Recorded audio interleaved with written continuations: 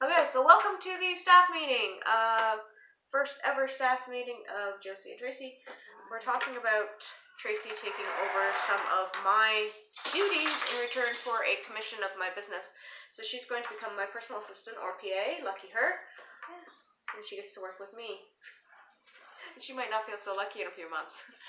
We'll see how it goes. On our work hat and act professional and do our best. No, this is basically showing off my business, the background of it, to everybody else so that they know when they're setting up their own author business what runs behind the scenes. So as a PA, and being a PA, you're able to outsource a lot of your work that you either find annoying, difficult, as an you author. don't like. Outsourcing your stuff, yes, can mean hiring outside of your business, whether you are hiring a PA or you're hiring email service or marketing service, publishing, publisher or someplace to make up your swag or your whatever resources or whatever you have going on. You can outsource all sorts of things. And my so minion. There's levels of who you're hiring, what you're using them for, why you're using them, what you need them to do, what they're doing for you, how they're doing it, and why. Because sometimes it's just you don't have time for stuff. Sometimes it's you don't like stuff. Some stuff you just don't know about it. Other stuff you just don't have the energy or skill or the patience for it. So it's a lot of this. Most independent authors do themselves. Now once they get successful and they want more time with their family and stuff like that, a lot of people then buy themselves a PA. Well, hire themselves. Yeah. Well, you can call them a PA. You can call them, your I am employees. To a point where I am doing a lot of work each week. I am not getting my work done. Which shows that I need something to either prioritize things, cut out things, take on less of a workload, or outsource. And what I'm doing, I think, is important to the business, and I don't see where I can cut things out. I have already been prioritizing because I'm not getting things done, so I'm getting the essentials done, but I'm not getting other stuff done that is going to drive my business. And I also want to actually add more work to my course load. So for me, I'm sitting here going, I need to do this and this as well as what I'm already doing. I want to up my publishing schedule. And because I want to do those things, something has to give. So that means my best option is to outsource. Yeah. And since we're low in the land of cash, she has graciously accepted a proposal to do work based on the percentage of income that I get.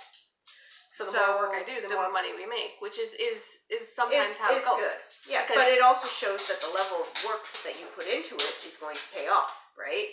Because, at an hourly rate, right now we're starting out, so how much is this really worth? I don't know much, and you're not making much. As it is right now, I do your beta, right? You do my beta reading, and you also are a bit of a proofreader for me. Yeah. So those are your main thing that you've been doing for me, which is very helpful. And I'm hoping, I have a list of jobs that I want you to do. And hopefully we can continue with these, and we will figure out what you are capable of doing right now, and then where we're going to scale you up, because we're going to do a scaling pay of percentages. That way, the more work that you take on, the more pay you will receive. And you have to be doing, that work successfully before you get to the next little pay scale type of idea. And it makes sense, because I'm new to this, you're new to this. You only got so much cash flow available to it. But also, I have only so much skill level and time. So it's still a managing question right now. And so it makes sense to do it this way for us at this moment. Yeah. Because it's kind of like on a, not a contract basis, but you're contracting the work itself, not saying, I'm going to have you from 9 to 5. It's going to be, you have to this complete week, your tasks. this has to be done. These are your tasks to do. These are the days you get to do it. If you get them done, you're free to go, right? So it's equal to it's 20 equal to hours tasks. a month, 30 hours a month, 60 hours a month. If you find that it's getting to be too time consuming or whatever, then we have to revisit it. Or if you find that you have more time available, then we revisit it again. Yeah. And that's the way it is, because that way I feel like certain tasks are being done, and we know